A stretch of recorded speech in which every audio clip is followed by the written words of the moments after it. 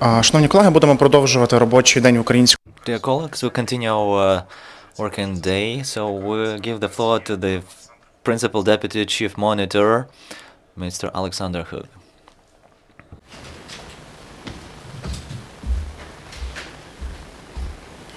Good afternoon, dear friends. The security situation along the contact line in eastern Ukraine remains volatile.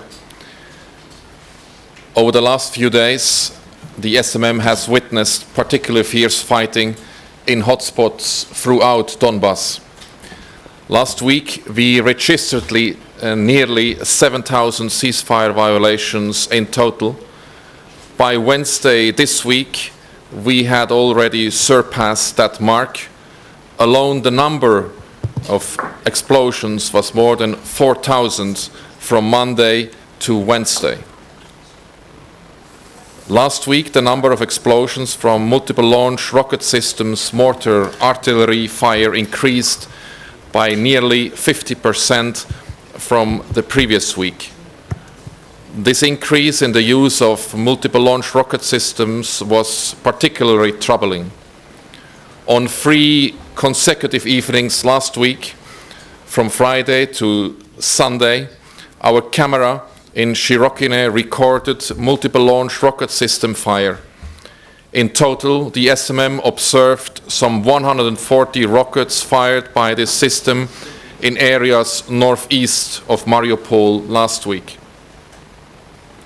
In Luhansk region, our monitors also heard outgoing volleys of multiple launch rocket systems fire in western parts of the region on the 4th and 6th of November. For perspective, a BM-21 Grad system delivers a volley of 40 rockets in as little as 20 seconds. This system relies on firing a high number of rockets in a short time period. It is not a precision-based weapon system. The use of MLRS systems is likely less dangerous for those soldiers and armed men who are entrenched in secure defensive positions. For everyone else, the effects can be devastating. In addition to the multiple launch rocket system fire that I mentioned earlier, the SMM recorded over 150 explosions from artillery rounds in western Luhansk region last week. This represents a significant increase from the previous weeks and underlines a slow but steady increase in the level of violence in western Luhansk region over the past months. This trend signifies a new shift in the concentration of fighting, with consistently high numbers of ceasefire violations in western Luhansk region. Another confirmation of the volatile geography of violence in Donbas. Towards the end of last week, the situation along the Debaltsevo-Svetlodarsk road also deteriorated. On the 3rd of November, the SMM recorded there 250 explosions in 30 minutes from its forward patrol base in Debaltsevo. This week, the situation escalated across the contact line. On Tuesday, we recorded 340 explosions in 1 hour near Debaltsevo, 193 mortar round explosions in 50 minutes near Svetlodarsk, 30 seconds of continuous Grad salvos near Horlivka, 83 explosions in just over 10 minutes in Yasinovata, and 70 rocket-assisted projectiles in just 3 minutes in Shirokine. To give you an idea of what this sounds like, we have an audio recording from one of our monitors near the contact line on Tuesday evening. What we will hear now is the sound of 5 explosions occurring in approximately 20 seconds. This is what people there are subject to over and over again.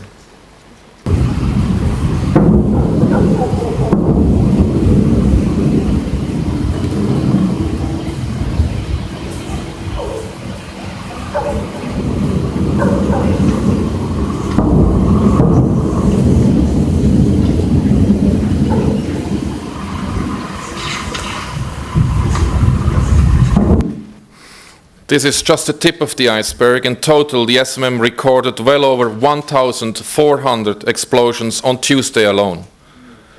The situation continued to deteriorate along the contact line throughout the rest of this week. On Wednesday and Thursday, we recorded 177 explosions in just over 1 hour between Debaltseve and Svetlodarsk, 90 explosions and more than 30 rocket-assisted projectiles in less than 1 hour southeast of Avdiivka, and more than 450 artillery round explosions in just over 1 hour and a half near Kadivka. In total, on Wednesday, we recorded over 2,000 explosions for the reporting period. These numbers are staggering. Wherever we focus our gaze across the contact line, the trend is negative. The decrease in ceasefire violations that we have noted in September after the renewed recommitment to the ceasefire seems a distant memory. What I recall clearly is that the sides have it in their hands to stop the fighting. It stopped overnight back then because the sides decided to stop it. Now, a few weeks later, the sides commit unbelievably high numbers of ceasefire violations, resulting in death, injury, and destruction, because they decided to continue fighting. The sides must not be distracted by pointing fingers at each other. The danger of further escalation and the price paid by the civilian population is too great. On Wednesday, police and medical staff in Toretsk told the SMM that a young man died from shrapnel wounds when an artillery shell exploded in his yard. I can only echo what the Chief Monitor, Ambassador Apakan, stated yesterday evening.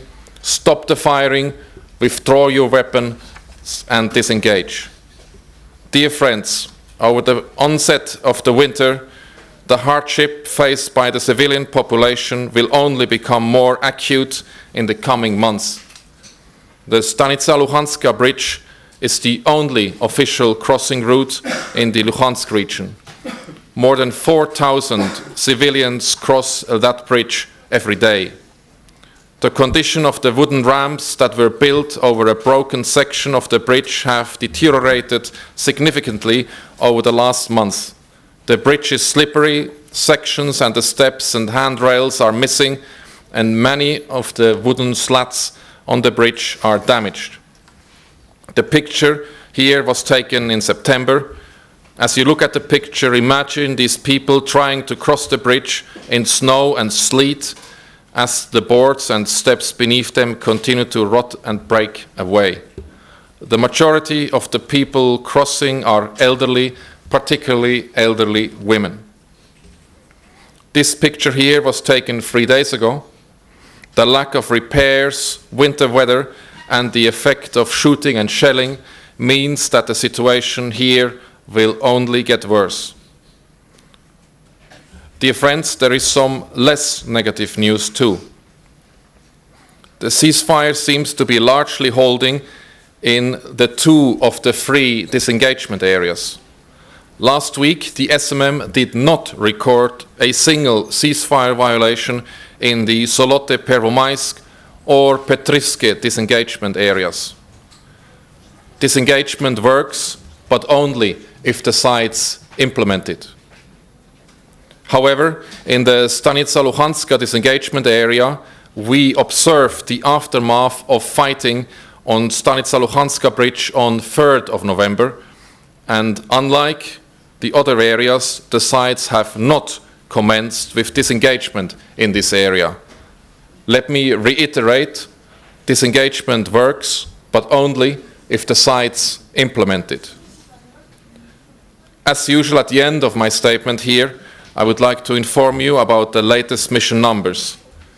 The mission has 682 monitors, of whom are 584 deployed in the east.